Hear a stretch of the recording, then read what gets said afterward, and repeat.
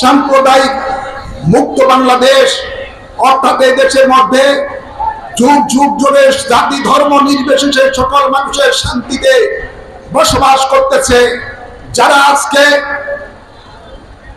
বিভিন্নভাবে ইসলাম বিকৃতিকারীরা, জঙ্গিবাদীরা বিভিন্ন আল্লাহর ওলিদের মাজারের ব্যাপারে অপব্যাখ্যা দিয়ে বিভ্রান্ত করতেছে, ওরা পক্ষান্তরে বাংলাদেশটাকে একটা সাম্প্রদায়িক দেশ হিসাবে প্রতিষ্ঠিত করতে চায়। যদি এই ধরনের কোনো কিছু ঘটে, আমি সরকারকে বলবো এর জন্য পুরোপুরি দায়িত্ব আপনাকে বহন করতে হবে। আমরা এখনো ধৈর্যের সাথে এখনো রয়েছি।